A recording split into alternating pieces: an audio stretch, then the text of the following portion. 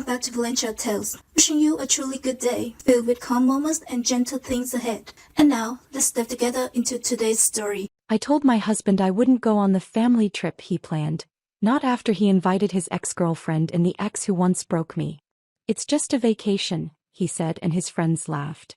So I canceled everything, booked myself a one-way flight, called my lawyer, and watched their smiles fade in seconds. Julia's coming with us to the Bahamas, Timothy announced over breakfast, scrolling through his phone like he hadn't just invited his ex-girlfriend on our anniversary trip. Marcus will be there too. We're all adults now.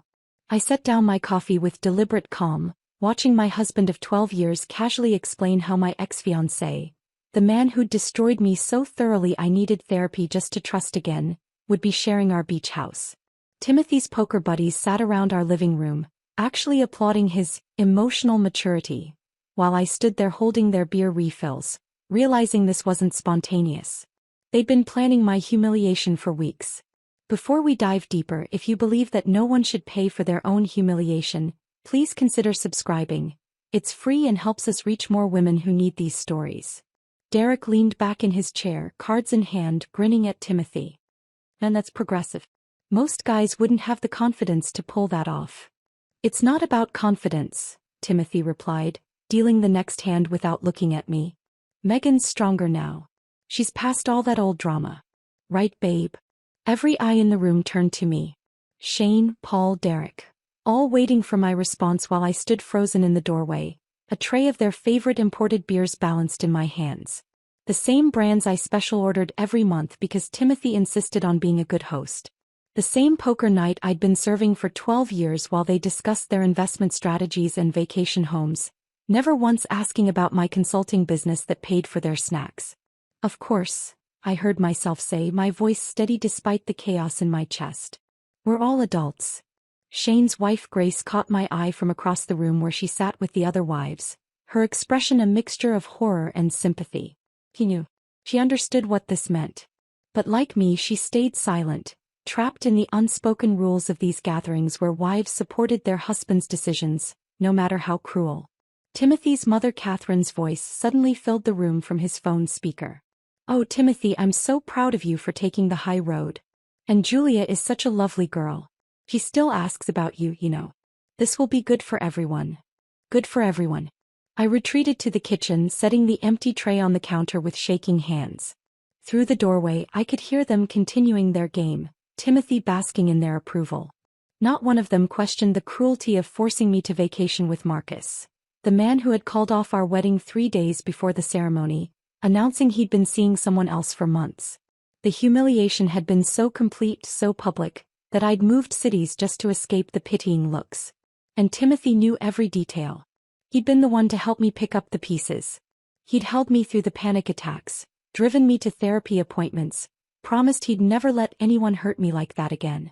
Now he was serving me up to Marcus like a party favor, wrapped in the bow of supposed emotional evolution. The kitchen clock read 9:47 p.m. In 3 hours they'd leave, slightly drunk and full of my carefully prepared snacks. Timothy would climb into bed satisfied with his evening, never wondering why I'd stopped coming to bed at the same time as him years ago. He'd fall asleep immediately while I lay awake calculating how much this month's poker night had cost. The special beer, the aged steaks I'd grilled, the artisanal cheese plate Catherine had insisted elevated the evening. My phone buzzed with a text from my sister Carol in California. How's your evening? She always checked in during poker nights, knowing how much I dreaded them. Timothy just invited my ex-fiancé on our anniversary trip. I typed back, then deleted it. Carol would insist I leave immediately, would offer to fly out tomorrow to help me pack. But it wasn't that simple. Nothing ever was when you'd spent 12 years weaving your life so tightly with someone else's that you couldn't tell where you ended and they began. Instead I typed, the usual, and hit send. From the living room I heard Timothy's voice rise above the others. The beach house has 6 bedrooms, so everyone will be comfortable. I've already put the deposit down. 25 grand for the week, but split between everyone it's reasonable. Split between everyone. Except I knew how Timothy's math worked. Julia wouldn't pay, she was a guest. Marcus would conveniently forget to transfer his share. Catherine would claim poverty despite her healthy retirement account. And somehow, like always, The full amount would come from my consulting earnings while Timothy took credit for organizing such a thoughtful trip. Megan makes good money now, Timothy continued, and I could hear the pride in his voice. Not pride in me, but pride in what my income allowed him to do. Her little business is really taking off. Little business. I'd billed $300,000 last year, managing complex international contracts that required fluency in 3 languages and expertise Timothy couldn't even spell. But to him and his friends, it would always be my little business, something cute I did between maintaining his life. The laughter from the living room grew louder. Someone had won a hand. Money changed holders. Money they could afford to lose because their wives managed the household budgets with surgical precision, stretching dollars to cover their hobbies and poor investment choices. I pulled out my laptop and sat at the kitchen table opening my bank app. The joint account showed the $25,000 withdrawal Timothy had made that morning. No discussion, no warning. Just gone. The beach house deposit for our anniversary trip where I'd be forced to smile and make small talk with the 2 people who'd nearly destroyed me. Below that, smaller charges peppered the statement. Lunch at Julia's favorite restaurant last Tuesday when Timothy was supposedly at a client meeting. A jewelry store purchase 3 weeks ago. Not my birthday, not our anniversary, not Christmas. Hotel charges from his business trips that lined up suspiciously with Julia's conference schedule. The pattern was so clear now, laid out in the merciless honesty of financial transactions. This trip wasn't about emotional maturity or moving forward. It was about Timothy getting everything he wanted. His wife's money, his ex-girlfriend's attention, and the admiration of his friends for being so evolved. And he expected me to fund it all while being grateful for the opportunity to prove I'd healed. Grace appeared in the kitchen doorway, pretending to need more ice. "Megan," she whispered, glancing back at the living room. "This isn't right. You know that, don't you?" I looked at her, this woman I'd known for 5 years but never really talked to beyond party pleasantries. "It's just a vacation," I repeated Timothy's words. She shook her head. "No, honey. It's a test. And they're all waiting to see if you'll fail." Grace's words hung in the kitchen air long after she'd returned to the living room with her unnecessary ice. Yes. They were all waiting to see if I'd fail. The poker game continued for another hour, their laughter growing louder with each beer, while I stood at the sink mechanically washing dishes that could have waited until morning. By the time they left, Timothy was floating on their approval, practically glowing as he locked the front door. "Great night," he said, not really to me, just to the universe that had validated his choices. He headed upstairs without another word, leaving me alone with the ghost of what had just happened. Tuesday morning arrived like any other betrayal, quietly wearing the disguise of routine. Timothy's alarm went off at 6:45, and I heard him humming in the shower, some classic rock song he only half knew the words to. The sound drifted through our bedroom wall while I sat at the kitchen table, laptop open, staring at our joint account. $3,000. The withdrawal had posted at 11:47 p.m. last night, while his friends were still here, while I was serving them aged whiskey from the bottle I'd been saving for our anniversary. The description read travel planning services, but I knew better. Timothy didn't use travel agents. He considered them an unnecessary expense, always insisting I could book things cheaper online. My fingers moved across the keyboard, pulling up our credit card statements. More charges appeared like breadcrumbs leading to truth. A high-end luggage set from 2 weeks ago. Resort wear from that boutique Julia loved to tag in her Instagram posts. A consultation fee at that spa where Catherine got her treatments, probably booking services for the trip. The shower turned off upstairs. In 12 minutes he'd come down expecting breakfast. I closed the laptop and moved through my morning choreography: Colombian roast in the coffee maker, eggs from the refrigerator, wheat bread positioned by the toaster. My hands performed tasks my mind had abandoned, operating on 12 years of muscle memory. I arranged his vitamins in the weekly organizer he'd asked for but never used, placing Tuesday's pills in a small dish beside where his plate would go. Blood pressure medication he needed, vitamin D he'd read about in some men's health magazine, fish oil supplements he claimed helped with focus but never seemed to improve his memory about our anniversary or my birthday. Timothy appeared at exactly 7:03, hair still damp, wearing the polo shirt I'd ironed yesterday. He kissed my cheek, a reflex more than affection, and settled into his chair with the satisfied sigh of a man whose world operated exactly as expected.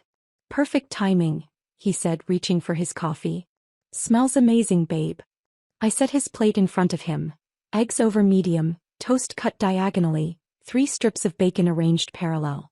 The same breakfast he'd eaten every weekday for 12 years, except for that brief period when he'd tried intermittent fasting and made everyone around him miserable with his hunger-induced mood swings. So, he began, cutting into his eggs with surgical precision, about that trip we discussed last night. My coffee mug paused halfway to my lips. He was really going to do this. Present it like we'd already agreed, like the ambush in front of his friends had been a mutual decision. The family reconnection trip, he continued, spreading jam on his toast with careful strokes. I've been thinking about it for weeks. We need this, Megan.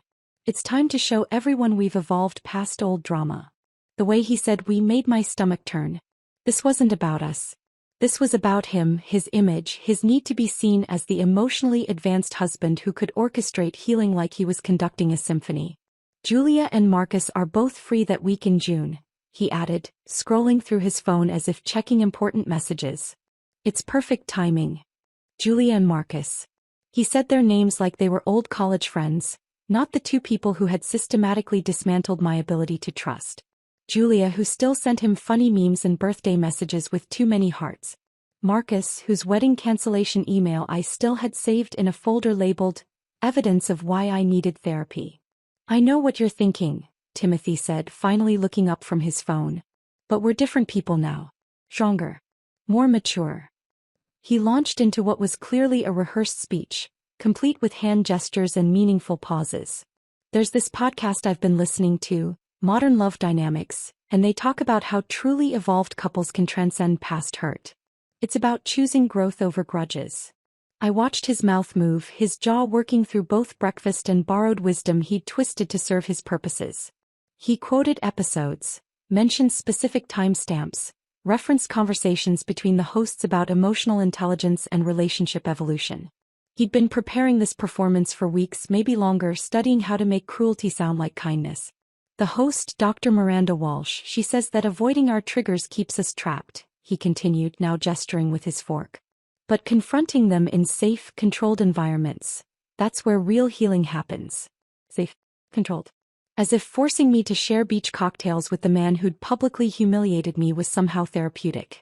As if watching Julia drape herself over lounge chairs in bikinis Timothy would pretend not to notice was medicine for old wounds. And think about what this says about us, he added, his voice taking on that TED Talk quality he adopted when he thought he was being profound. That we're secure enough in our marriage to vacation with exes. That's next-level confidence, babe. Next level. Everything with Timothy had levels, like life was a video game where collecting enough emotional maturity points unlocked special achievements. He wanted to unlock Progressive Husband, while I paid for the expansion pack. Catherine thinks it's brilliant, he added, as if his mother's opinion was the ultimate validation. She says it shows we're not threatened by the past. I finally spoke, my voice surprisingly steady. And what does Julia think? Timothy's face brightened like I'd finally joined his team. She's thrilled. She says it's so refreshing to find people who don't let history define them. Of course she was thrilled. She got a free vacation and proximity to the man she'd never quite let go of, all wrapped in the disguise of emotional evolution. And Marcus? I asked, each syllable careful. He's interested in moving forward too, Timothy said, returning to his eggs. He mentioned something about closure. Closure. The word sat between us like an uninvited guest. Marcus had closed things pretty definitively when he sent that email 3 days before our wedding, when 200 guests had to be uninformed, when I had to return a dress I'd dreamed about since I was 12. This is therapeutic, I heard myself say, the words coming from some distant place where women agreed to their own destruction. Timothy beamed, reaching across the table to squeeze my hand. I knew you'd understand. You're so much stronger than you were back then. He returned to scrolling his phone, satisfied with my compliance, already moving on to whatever occupied his mind next. Sports scores, probably, or checking if Derek had responded to some group text about their fantasy football league. Under the table, hidden from his view, I typed a single word to Carol. Emergency. My phone buzzed immediately with Carol's response, but I couldn't check it. Timothy had already moved on to discussing logistics, completely oblivious to the earthquake he'd just triggered in my chest. He was talking about rental cars and restaurant reservations while I sat there, outwardly calm, inwardly calculating the timeline of my own unraveling. That evening arrived with its usual cast of characters. Timothy's poker night had become as predictable as a sitcom rerun, except tonight the script had changed. Derek arrived first as always, carrying his lucky poker chips in a leather case that cost more than most people's rent. Shane and Paul followed, already debating some sports statistic that neither could prove but both would die defending. I'd prepared their usual spread: imported cheeses, crackers arranged in perfect fans, olives that cost $28 a jar because Timothy insisted on maintaining appearances. The dining room table was already set with the good poker chips, the ones Timothy had bought with my year-end bonus, claiming they were an investment in his networking. "Gentlemen," Timothy announced as they settled in, his voice carrying that particular tone men adopt when they're about to say something they think is revolutionary. "Before we start, I want to share something extraordinary." I stood in the doorway between the kitchen and dining room, holding a tray of their drinks, already knowing what was coming. Timothy's need for an audience was as predictable as his breakfast order. "Remember that trip I mentioned? The Bahamas." He paused for effect, shuffling cards with practiced ease. "I've invited Julia and Marcus to join us." The room went silent for exactly 2 seconds. Then Derek's face split into a grin that made my skin crawl. He actually stood up, reached across the table and high-fived Timothy with the enthusiasm of a frat boy celebrating a conquest. "Bro, that's brave," Derek said, settling back into his chair. "Testing boundaries like that? Most men wouldn't have the balls." Paul laughed, already reaching for his scotch. "Wait, Julia as in your ex? And Marcus as in?" He gestured vaguely toward me, not quite meeting my eyes. "Megan's former fiancé," Timothy confirmed, his chest puffing with pride. "We're showing the world what emotional maturity looks like." They all turned to look at me then, standing there with their drinks, waiting for my reaction like I was part of the entertainment. Shane at least had the decency to look uncomfortable, but Derek was practically gleeful. "Modern problems require modern solutions," Derek said, raising his glass in my direction. "Your wife's a saint for going along with this, Tim." I forced my feet to move, setting their drinks down with steady hands while my mind screamed. They'd known. The casual way Derek responded, Paul's knowing laugh, they'd all known this was coming. "Let me get Catherine on speaker," Timothy said, pulling out his phone. "She's been dying to discuss the details." His mother's voice filled the room before I could escape to the kitchen. "Timothy, darling. Have you told Megan about the wonderful plan?" "Just did, Mom. She's being very mature about it." "Oh, I knew she would be." Catherine's voice pitched higher with excitement. "And sharing accommodations will save so much money. One big happy family. One big happy family." The woman who'd spent 12 years making subtle digs about my cooking, my decorating choices, my inability to produce grandchildren on her timeline, was now orchestrating my public humiliation and calling it family bonding. "Julia texted me yesterday," Catherine continued, her voice syrupy sweet. "She always asks about Megan with such concern. Such a thoughtful girl." I gripped the edge of the kitchen counter, my knuckles white against the granite. Julia asking about me with concern was like an arsonist inquiring about fire safety.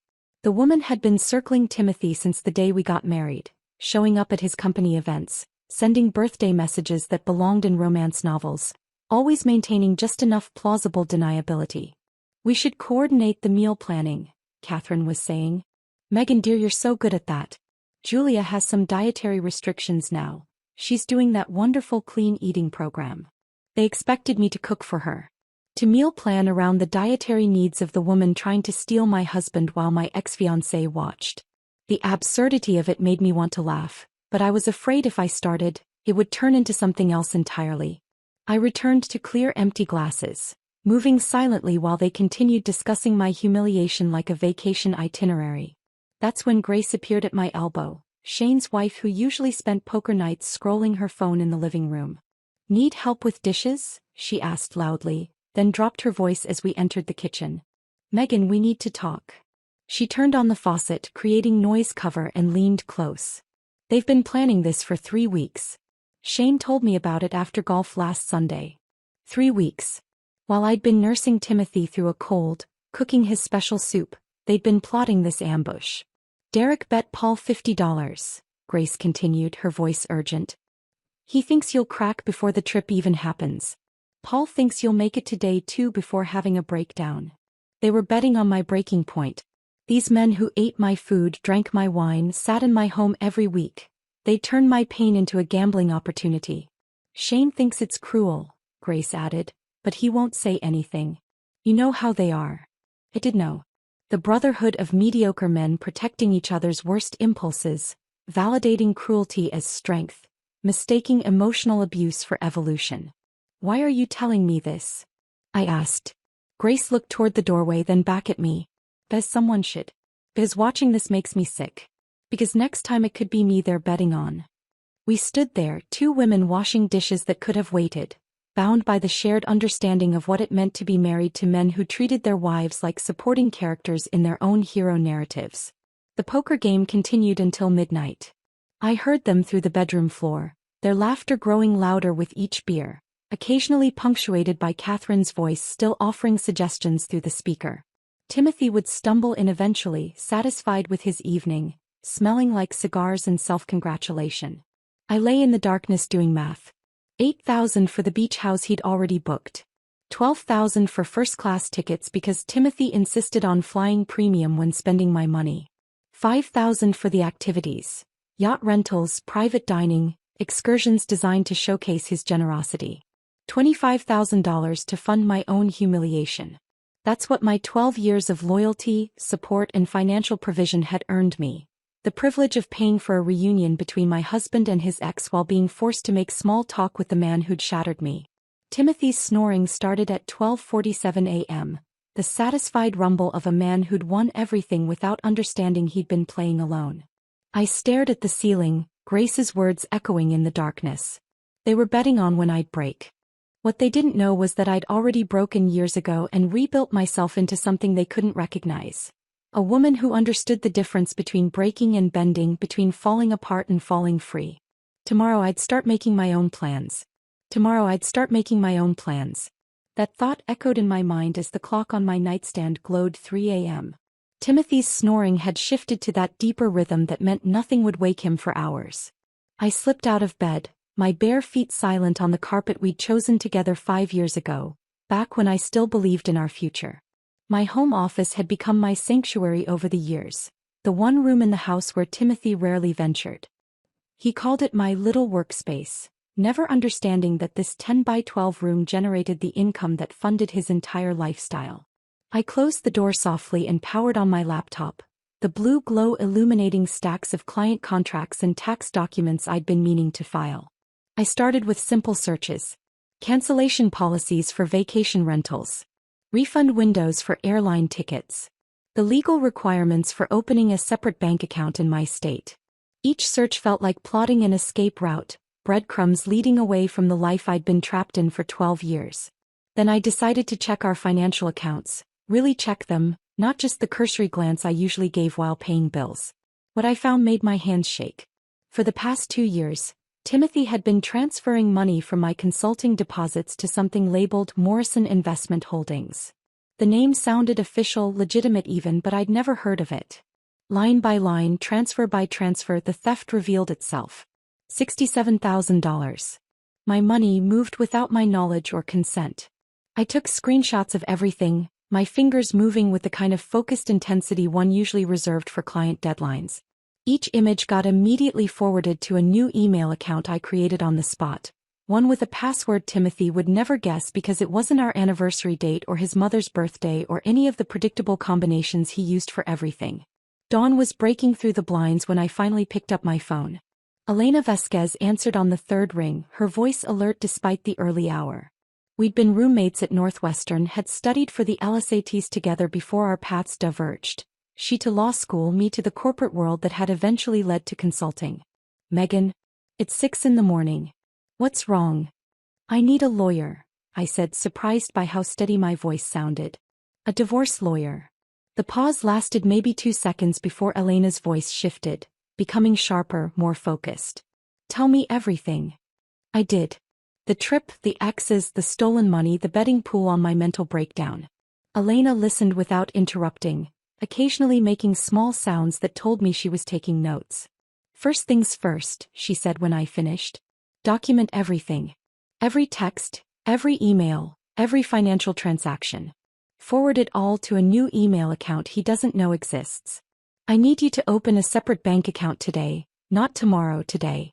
Move your consulting payments there immediately. Can I do that? Legally. It's your money from your business. You're protecting your assets. Megan, from what you're telling me, this is financial abuse. The X situation is emotional abuse. I can have divorce papers drawn up within 48 hours. That fast? For you? I'll have them ready in 24. But first, protect yourself financially. Visit multiple banks if you need to. Get your important documents somewhere safe. And Megan? Check for hidden credit cards. Men like Timothy always have hidden credit cards. After we hung up, I sat in my office watching the sun rise fully, painting the walls gold. Timothy would be up in an hour, expecting his breakfast, his routine, his perfectly controlled world. Let him have one more normal morning. I had work to do. His softball practice started at 10 every Saturday. He'd leave by 9:30, giving me a 3-hour window. I made his breakfast as usual, smiled when he kissed my cheek, even reminded him about his sports drink in the refrigerator. He left whistling, gym bag slung over his shoulder, completely unaware that his wife had declared war. My first stop was Chase Bank, where our joint accounts lived. The personal banker, a young woman named Adriana, didn't question why I needed to withdraw my business funds and close my business checking account. She'd seen this before, her eyes holding that particular combination of sympathy and solidarity that women share in these moments. Next was Bank of America, where I opened new accounts in my name only. Checking, savings, a safety deposit box for my grandmother's jewelry that had been sitting in our shared box for years. My grandmother's pearl necklace, her wedding ring, the emerald earrings she'd left me, all relocated to a space Timothy couldn't access. The third stop was supposed to be quick, just retrieving some investment documents from our Wells Fargo safety deposit box. That's where I found it. A credit card statement addressed to Timothy at his office, an account I'd never seen before. $18,000 in charges over the past year. Restaurants I'd never been to, hotels in cities he'd supposedly visited for business. Charges that lined up with disturbing precision to Julia's Instagram posts. That conference in Miami last March? Julia had posted beach sunset photos the same weekend. The client dinner in Chicago? Julia had tagged herself at the exact same steakhouse. I photographed every page, every charge, every corresponding social media post I could find on my phone. Elena would want this evidence. The financial infidelity was almost worse than the emotional kind. At least affairs of the heart didn't come with interest rates. By the time I got home, it was 1 p.m. Timothy had texted about dinner plans with his parents, something about celebrating the trip planning. I sat at my laptop and began the cancellations. Each one required a different approach, a different excuse. The beach house. I'm so sorry, but we've had a family emergency. My mother-in-law has had a serious health event. The irony of using Catherine as an excuse made me smile. The airline tickets. Unfortunately, we have a medical situation that prevents us from traveling. Not a lie. My mental health definitely qualified as a medical situation. The yacht rental. We're concerned about weather conditions that week and need to cancel. The only storm brewing was the one Timothy hadn't seen coming. Each cancellation generated a confirmation email, a digital receipt of my revolution. I forwarded them all to Elena, who responded with a simple thumbs-up emoji and keep going. The private dining reservations were almost too easy to cancel. The restaurant manager was so apologetic about our family emergency that he offered to waive the cancellation fee. I accepted graciously, adding another small victory to my growing collection. By 3 o'clock, every single element of Timothy's grand humiliation tour had been systematically destroyed. $25,000 in reservations canceled. Some with fees, some without, but all gone. The money that had already been charged would be tied up in refund processing for weeks, and Timothy's carefully orchestrated timeline would collapse. I sat back in my desk chair looking at the email chain between Elena and me. 43 emails in one day. 43 steps toward freedom. My phone buzzed with another text from Timothy about dinner. Mom's made reservations at La Bernardine. 7 p.m. Wear that blue dress I like. The blue dress he liked. The one that made me look presentable for his mother.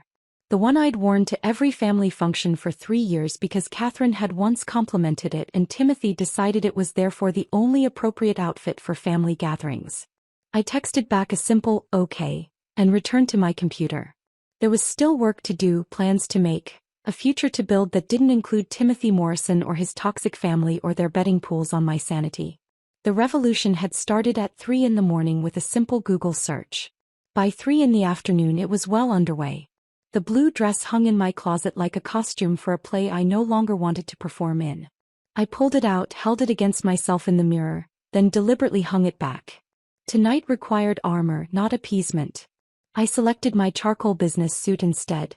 The one Timothy said made me look too serious, the one I'd worn to land the Hamilton Industries contract. If I was going to detonate my marriage at La Bernardine, I'd do it dressed for war, not submission. Sunday morning arrived with deceptive calm. I'd been awake since 4, sitting in the kitchen with my laptop, watching the refund confirmations roll in from yesterday's cancellations. Each email was another brick removed from the prison Timothy had built around me. By 5:30, I'd arranged the evidence across our kitchen table with the precision of a prosecutor preparing for trial. Bank statements showing the theft. Credit card bills revealing the affair. Screenshots of Julia's Instagram posts that coincided with Timothy's business trips. I made coffee, good coffee, the expensive Ethiopian blend I usually saved for special occasions. This qualified. I sat at the head of the table for the first time in 12 years, claiming the seat Timothy always occupied, and waited. The morning sun crept across the papers, illuminating 12 years of financial abuse in harsh detail. Timothy appeared at 7:15 earlier than usual for a Sunday. He was whistling, wearing his weekend khakis and the golf shirt I'd bought him last Christmas. The whistling stopped when he saw me. "What's all this?" His voice carried forced casualness, but I saw his eyes scanning the documents, trying to piece together what I'd discovered. "Evidence," I said, taking a slow sip of coffee. $67,000 in unauthorized transfers. $18,000 in hidden credit card debt. Hotel charges that match Julia's travel schedule. Would you like me to continue? His face went through a transformation that would have been fascinating if it weren't so pathetic. Confusion melted into understanding, understanding hardened into anger, and anger twisted into that particular brand of condescension he wielded when cornered. "You went through my private accounts?" "Our accounts," I corrected. "The ones funded by my consulting work. The money you've been stealing to finance your affair with Julia." "That's ridiculous. Julia and I are just friends." His phone started buzzing on the counter where he'd set it.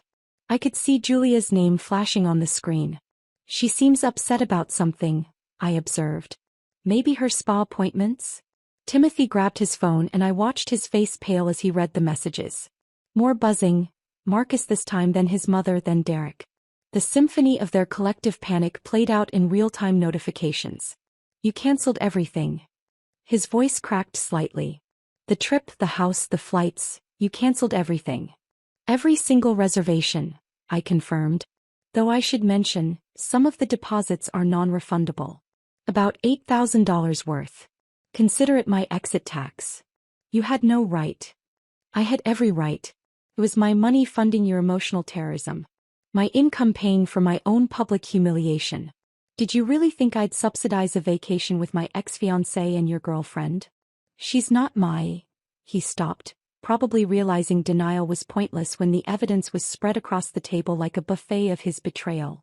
His phone rang. "Catherine." "Put her on speaker," I said. "Let's make this a family affair." He hesitated, then hit the speaker button, probably hoping his mother would somehow fix this like she'd fixed every other mess he'd created since childhood. "Timothy, what is happening?" Catherine's voice filled the kitchen, shrill and demanding. "Julia just called me crying. She said everything's been cancelled. The entire trip is ruined. Mom, Megan." "Megan what?" I interrupted, loud enough for Catherine to hear. "Megan discovered her husband has been stealing from her for years? Megan found out about the affair? Megan finally grew a spine." "How dare you speak to me that way?" Catherine hissed through the speaker. After everything this family has done for you. Done for me. I laughed, actually laughed. Catherine, I've paid for your Botox, your dental work, your carpet cleaning when you spilled wine last Christmas. $1,800, by the way. I've funded your son's entire lifestyle while he played softball and called it networking. What exactly have you done for me besides criticize my cooking and compare me to Julia? You're being hysterical. No, I'm being factual. Would you like me to email you the receipts? I have them all. Every dinner I've paid for, every gift Timothy's given you with my money, every family vacation I've funded while you told everyone what a good provider your son was. You're destroying this family. This family destroyed itself. I'm just refusing to pay for the funeral. Timothy grabbed the phone, taking it off speaker. I could hear him trying to calm his mother down, making promises he couldn't keep, assuring her everything would be fine. But I saw his hands shaking. The emperor had finally realized he was naked. While he paced the living room, frantically making calls, to Derek, to Paul, to anyone who might validate his victim narrative, I went upstairs and packed with surgical precision. One suitcase, that's all I needed. My laptop with all my client files. My passport that I'd renewed last month without telling him. My grandmother's pearl necklace that she'd worn to her own wedding, back when marriages meant something different. The photograph of my parents, taken 2 years before the car accident, before they died, never knowing their daughter would spend 12 years disappearing into someone else's life. I left the wedding album. Left the anniversary gifts he'd bought with my money. Left the jewelry he'd chosen because Catherine approved. Left 12 years of accumulated compromises that had slowly erased the woman I used to be. When I came back downstairs, Timothy was on the phone with Julia. I could hear her voice, high and plaintive, asking what she was supposed to tell people. He was promising to fix everything, to book new reservations, to make this right. The man who'd never apologized to me once in 12 years was prostrating himself to his ex-girlfriend while I stood in my own home with a suitcase. I have to go, I said, not to him but to the house itself, to the walls that had witnessed my slow dissolution. Elena will be in touch about the divorce papers. Timothy spun around, phone still pressed to his ear. Divorce? Megan, this is insane. You're overreacting to a simple vacation. A simple vacation where you invited my ex-fiancé and your ex-girlfriend on my dime. Where your poker buddies bet on my mental breakdown. Where your mother orchestrated my humiliation while I paid for the privilege. Julia's voice rose from the phone, asking who Elena was, demanding to know what was happening.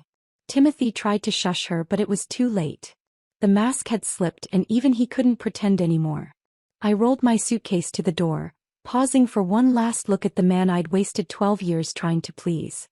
He stood there, phone in one hand, the other reaching toward me, not with love or apology, but with the desperation of someone watching their meal ticket walk away. Your coffee's getting cold, I said, nodding toward the abandoned mug on the counter. You should drink it. It's the last cup I'll ever make you. The door closed with a quiet click, softer than the thunderous collapse happening behind it. In the driveway, my car waited, packed with the only things that mattered. As I backed out, I saw Timothy through the kitchen window, still on the phone, still trying to salvage his carefully constructed delusion. My phone buzzed with texts, Catherine's threats, Derek's disbelief, even one from Marcus asking if I was okay with everything. I deleted them all without reading past the preview. The only message that mattered was from Elena. Papers ready. Barcelona office has an opening. New beginnings await. The drive to the airport stretched before me like a corridor between two lives. Behind me, 12 years of compromise and diminishment. Ahead, something I couldn't quite name yet but felt in my bones. Freedom, perhaps, or at least the possibility of it. My phone sat in the cup holder, buzzing relentlessly with messages I had no intention of reading. Each vibration was another desperate attempt to pull me back into the chaos I'd just escaped. The parking garage at JFK felt like a sanctuary. I chose long-term parking, the 7-day minimum that would turn into something much longer. As I pulled my single suitcase from the trunk, my phone buzzed again. This time I looked. Grace. Shane's wife had sent something labeled, "You need to see this." I opened it while walking toward the terminal. Screenshots filled my screen. The poker group's text chain, something called Timothy Support Squad, that they'd apparently created after I'd left. The messages made my stomach turn but also strangely made me smile. Derek had written, "She's probably off her meds. Timothy dodged a bullet if she's this unstable." Paul's contribution was somehow worse. Bro needs to put his foot down. Can't let a woman control the finances anyway. But it was Shane's message that surprised me. Maybe she has a point about the ex thing being weird. Immediately followed by Derek and Paul mocking him for being whipped. I forwarded everything to Elena with a simple note. More evidence. These are his character witnesses. Her response was immediate. Perfect. Keep them coming. Judge loves seeing the support system. The security line moved slowly, giving me time to notice things I'd ignored on every previous trip. The couples around me, some holding hands, others barely speaking. The solo travelers like me, some looking anxious, others relieved. I wondered which category I fit into. Maybe both. My phone buzzed again. Julia this time. The first message dripped with fake concern. Megan, I heard what happened. Are you okay? This seems like such an extreme reaction. I'm worried about your emotional state. I almost laughed out loud. Julia, worried about my emotional state. The woman who'd been circling my marriage like a vulture for years was suddenly concerned about my well-being. Her next message came 30 seconds later, the mask slipping. This is incredibly selfish. Do you have any idea how many people you've inconvenienced? The third message arrived as I reached the gate area. Fine. You want honesty? I already told everyone we were rekindling things during the trip. Timothy promised me. He said you were basically separated anyway, that you were just roommates. He said you wouldn't care. There was the admission I hadn't even known I needed. I screenshotted everything and forwarded it to Elena with the subject line, Exhibit A, Conspiracy to Commit Adultery. Elena's response included a laughing emoji followed by, You're making my job easy. Keep documenting. The gate agent called for business class boarding. For 12 years, I'd watched Timothy book himself business class for his important trips while insisting we should save money by flying economy. Today I'd spent the extra $1,000 without hesitation. My money. My choice. My comfort for once. Champagne. The flight attendant smiled warmly as I settled into the wide leather seat. Absolutely, I said, accepting the crystal flute. The bubbles rose to the surface like tiny celebrations. I lifted the glass slightly, toasting silently to the woman I was about to become, whoever she might be. The plane filled around me. Families with children, business travelers with their laptops already out, couples heading to romantic getaways. Everyone moving towards something. I was moving away from something which felt just as important. As we climbed to cruising altitude, I pulled out my phone one last time. There were 47 unread messages now. Timothy, Catherine, Derek, Paul, even Marcus had joined the chaos. I ignored them all and opened a new message to Timothy. It was time to end this properly. Timothy, I began typing carefully. By now you've discovered the extent of what I know. The $67,000 you stole. The credit cards you hid. The hotels that match Julia's travel schedule perfectly. But here's what you don't know. Marcus contacted me last week. He wanted to discuss starting fresh during the trip. He actually used the phrase, Timothy said you'd be receptive. Your own conspiracy turned against you. I continued, each word deliberate. Your poker buddies are right now discussing whether I'm mentally unstable. Derek thinks I'm off medication. Paul thinks you should have controlled me better. These are your character witnesses. These are the men you chose over your wife. The final paragraph came easily. I'm not asking for your understanding or your apology. I'm simply informing you that Elena Vasquez will handle all future communication. The locks will be changed by the time you read this. Your belongings will be in the garage. Your mother can help you move them. After all, she always said you deserved better. Now you're free to find it. One last thought. Your poker buddies can explain the concept of folding when you're holding losing cards. You've been bluffing with nothing for 12 years. I'm calling. I hit send, then immediately turned off my phone. Not airplane mode, completely off. The flight attendant returned with dinner menus and I chose the salmon, the expensive wine pairing. The dessert I actually wanted instead of the one Timothy would have suggested was more appropriate. Outside the window, the coastline disappeared as we headed over the Atlantic. Somewhere below, Timothy was probably calling emergency poker sessions, seeking validation from men who measured success by how well they controlled their wives. Julia was likely crafting social media posts about betrayal and disappointment, carefully cropping out the parts where she tried to steal another woman's husband.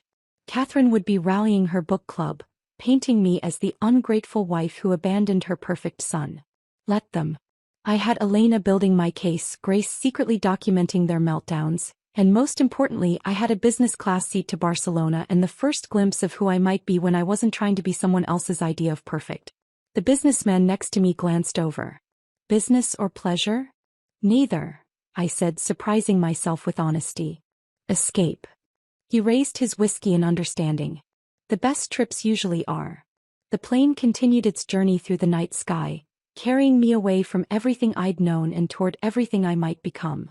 Below us, the ocean stretched endless and dark, like the future I was flying toward, unknown but infinite with possibility. For the first time in 12 years, that didn't terrify me. It thrilled me. The Mediterranean sun transformed ordinary moments into small miracles. 3 weeks had passed since my plane touched down in Barcelona, and I discovered that freedom had a taste: bitter orange marmalade on fresh bread, strong coffee that didn't require Timothy's temperature specifications, and the salt air that drifted inland from the port. I sat at Café Del Mar, my laptop open to Elena's latest email, feeling the weight of the past lifting with each word I read. The judge was particularly unimpressed with Catherine's voicemail. Elena had written, "Calling you a gold digger while simultaneously admitting she knew Timothy was siphoning your consulting income was, in the judge's words, remarkably self-incriminating. Also, both Julia and Marcus have been subpoenaed as witnesses. Julia's text admissions about rekindling things are being treated as evidence of conspiracy to defraud marital assets." Below Elena's update, my screen showed 3 new contract proposals. Word had somehow spread through the international consulting community. The American woman who'd walked away from financial abuse had become something of a cause célèbre. Companies wanted to work with someone who understood reinvention, who could navigate complex transitions. My story of professional survival had become my strongest selling point. The waiter, Carlos, refilled my coffee without being asked. He'd learned my routine over these 3 weeks. Morning coffee, afternoon work session, evening wine when the sun painted the city gold. "You look happier today," he observed in accented English. "I am," I said, realizing it was true. Not the performed happiness I'd worn like armor for 12 years, but something genuine and unfamiliar. My phone buzzed with a message from Grace. She'd become my unexpected ally, a weekly chronicler of the aftermath I'd left behind. Her updates read like dispatches from a war zone where I'd been the only casualty who'd actually escaped. "Update from the home front," she'd written. "Poker night is officially dead." After the group chat screenshots went public during depositions, none of the wives will let their husbands associate with Timothy. Derek's in real trouble. Sarah found out he encouraged Timothy's behavior and moved to her mother's with the kids. She's filing for separation. The message continued with details that would have shocked me a month ago but now felt like inevitable dominoes falling. Catherine's being investigated for tax fraud. Turns out claiming $9,000 in Botox as home improvements on someone else's taxes is illegal. Who knew? Also, Shane finally grew a spine. Told everyone at the country club that he always thought Timothy was a parasite. Direct quote. I saved the messages to forward to Elena later, then scrolled through my phone to check something I'd been avoiding: social media. I hadn't posted anything since leaving, maintaining complete radio silence, but the internet had been busy without me. Julia's carefully curated image had crumbled spectacularly. Someone, probably one of her former friends, had leaked the screenshots of her admitting to pursuing Timothy. The comments under her latest post, a quote about authentic living, were brutal. "So authentic you tried to steal a married man?" One read. "Maybe live authentically single," suggested another. Marcus had fared no better. His new girlfriend had apparently discovered his planned reconciliation with me during Timothy's trip and dumped him via Instagram story. The story was gone now, but Grace had screenshotted it. A picture of Marcus's belongings in trash bags with the caption, "Taking out the garbage." The most satisfying update came from Timothy's softball league. The treasurer position he'd held for 5 years, the one that gave him access to team funds I'd been unknowingly replenishing, had been revoked after an audit revealed discrepancies. Those discrepancies matched exactly the amount he'd claimed as team expenses on our taxes. The league's Facebook page had a terse announcement about maintaining financial integrity, that everyone knew was about him. Senora Morrison? I looked up to find a well-dressed woman standing beside my table. She was perhaps 50, with silver streaking through dark hair and an air of quiet authority. Just Megan, I corrected. Morrison is my ex-husband's name. She smiled. Of course. Megan then. I'm Isabella Ruiz. I believe we have mutual connections in the consulting world. May I? She gestured to the empty chair. Isabella, as it turned out, was a venture capitalist who specialized in funding women-led consulting firms. She'd heard about my work through 3 separate clients, all of whom had mentioned the American consultant who'd arrived in Barcelona with nothing but expertise and determination. I invest in stories, Isabella said over her court adieu. Not just business plans or profit projections but the stories behind them. Yours is particularly compelling. Because I ran away from my marriage? Because you recognized your worth beyond someone else's definition of it, she corrected. That kind of clarity is rare. It suggests an ability to see through complexity to find simple truths. That's invaluable in consulting. We talked for 2 hours. Not about my past but about my future. About the possibility of building something larger than solo consulting. About contracts with European firms looking for American market insights. By the time we finished, she'd offered me not just a contract but a partnership. A consulting firm focused on helping women navigate professional transitions. The contract would guarantee you more than you made in the last 3 years combined, she said, sliding a proposal across the table. But more importantly, it would give you equity. No one could ever take it from you. I looked at the number, then at the sunset beginning to paint the cafe in warm light. 3 years of funding Timothy's lifestyle, compressed into 1 year of funding my own future. I'll need to review this with my attorney, I said, though I already knew my answer. The one handling your divorce. Elena Vasquez? He's excellent. We've worked together before. Isabella stood, leaving her business card. Take your time. Good foundations take time to build. After she left, I sat alone as the city transformed around me. Couples walked past speaking rapid Catalan, tourists posed for photos, locals headed home from work. None of them knew my story, and that anonymity felt like the greatest luxury. Grace sent one more update as the sky darkened. Timothy showed up at Shane's house drunk last night, crying about how you destroyed his life. Shane's Ring camera caught everything. He actually said, she was supposed to just accept it. Shane told him to leave or he'd call the police. I pictured Timothy standing on Shane's doorstep, finally understanding that his carefully constructed world of male validation and female subsidy had collapsed. He was supposed to accept it, that I would fund my own humiliation, smile through his betrayal, cook for his ex-girlfriend. Instead, I was sitting in Barcelona building something that belonged only to me.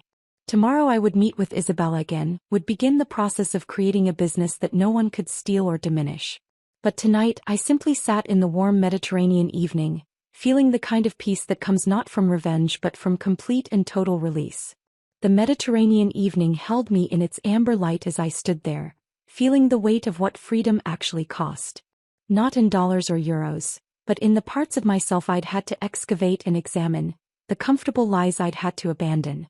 The wine in my glass caught the last rays of sun, and I held it there, suspended between who I'd been and who I was becoming. 6 months. That's how long it had taken for the legal machinery to grind through the wreckage of my marriage. Elena called that morning, her voice carrying the satisfaction of a lawyer who'd won more than just a case. The judge signed everything, she said. Timothy owes you $67,000 in restitution for the unauthorized transfers. The house is yours. And here's the interesting part. The financial abuse charges are now part of his permanent record. No reputable financial firm will touch him.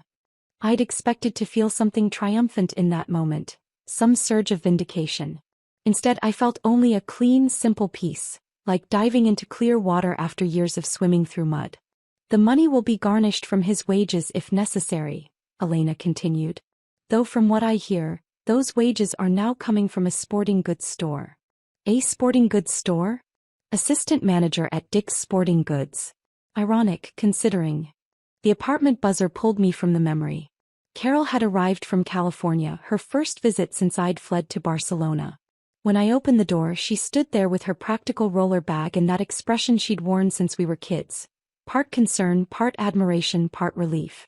"You look different," she said, pulling me into a hug that smelled like airplane air and her favorite lavender hand cream. "You look like yourself." We sat on my small balcony with glasses of local wine while she updated me on the aftermath I'd left behind. Carol had always been the family intelligence officer, somehow knowing everything about everyone without seeming to pry. "Catherine's been effectively exiled from her social circle," Carol reported, her tone matter-of-fact. "The voicemail where she called you a gold digger while admitting to the financial theft went viral in their country club community. She tried to host her annual charity luncheon last month. 3 people showed up.